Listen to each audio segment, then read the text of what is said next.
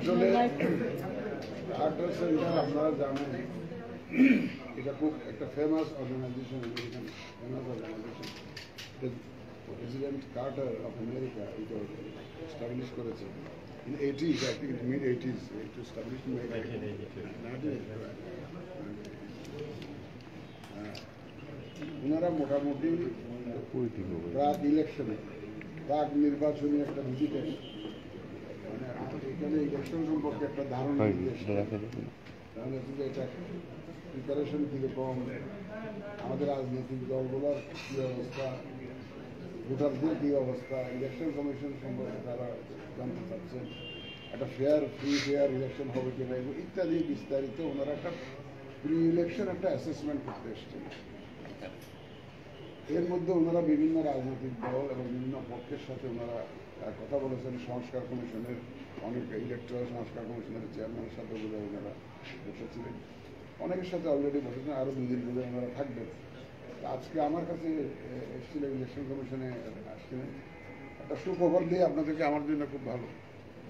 ওনারা অ্যাসেসমেন্ট যে এই ইসির উপরে মোটামুটিভাবে সব পক্ষের আস্থা আছে, এটা শোনার পর আমার খুব ভালো লাগলো যে এটা সব বলে ইসির উপর আস্থা আছে। যাই হোক, ওনারা বিভিন্ন পক্ষের সাথে কথা বলেছেন এবং আমাদের কাছ থেকে মূলত যেটা যে ওনারা আমরা এই যে নেক্সট যে জাতীয় নির্বাচনের জন্য আমাদের প্রস্তুতি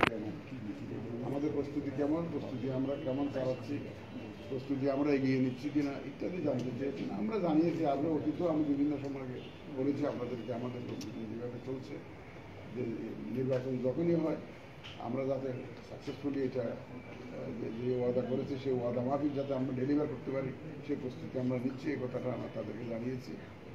তারপরে ওনারা বোধহয় ইলেকশন অবজারভার হিসেবেও আসতে চান। অতীতে ওনারা আসেননি, গত 3টা নির্বাচনে ওনারা আসেননি, ওনাদেরকে আসার জন্য বলা হয়েছে, ওনারা আসেননি। এবার আসার জন্য ওনারা আগ্রহী। Carter centre interested to come as observer in the next election. তা আমি বলেছি যে আপনারা যদি আসতে রাজি থাকেন আমরা রাদার ওয়েলকাম। আমরা ফরেন যারা অবজারভার আসতে চান, যাদের ট্র্যাক রেকর্ড আছে, মোটামুটি ভালো অবজারভার হিসাবে কাজ করেছে, বিভিন্ন দেশে অভিজ্ঞতা আছে এবং মোটামুটি ফ্রি ফেয়ার এবং ইলেকশনের পক্ষে ওনারা যাতে নিউট্রালি যারা কাজ করে, কোনো দল বা কোনো পক্ষের হয়ে যারা কাজ করে না, সেই ধরনের অর্গানাইজেশনকে আমরাও এনকারেজ করি।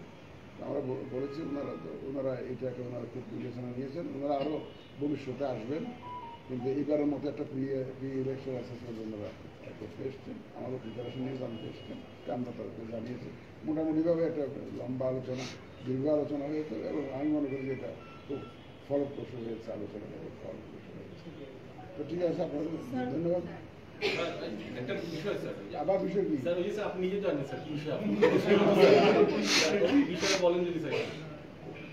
ওই বিষয়ে তো আমরা তো এখন আমরা তো আগে এখনো গ্যাজেটটা তো পাইনি সরকারের গ্যাজেটটা আমাদের কাছে আসলে আমরা তখন এটা বসে সিদ্ধান্ত নিব। এখন আমরা সিদ্ধান্ত নিতে পারি না, কারণ সরকার তো একটা, আপনাদের মুখে শুনছি, পত্রপত্রিকায় দেখছি, টেলিভিশনে দেখছি, কিন্তু ওইটা আর অফিসিয়াল ডকুমেন্টটা না পাওয়া পর্যন্ত আমরা এক্স্যাক্টলি কী হয়েছে এটা তো বলতে পারছি না। স্যার যেভাবে শুনেছেন পত্রপত্রিকায় সেই অনুযায়ী কি স্যার? না, সেই অনুযায়ী কোনো সিদ্ধান্ত নেওয়া যাবে না। সেই জন্য আমরা কোনো পত্রিকা ভিত্তিতে নিলে তাহলে ভাই আর কোনো কাজই করি। প্রজ্ঞাপন হলে কি নিবন্ধন বাতিল করা সম্ভব? সেটা আমরা বসে সিদ্ধান্ত নেব, আমরা বসে সিদ্ধান্ত নিব, কোনো অসুবিধা নেই। আপনার প্রজ্ঞাপনটা আসতে দেন না, আপনি দরকার হলে আপনারা একটু তদবির করে নিয়ে আসেন। ডেফিনেটলি আমরা তো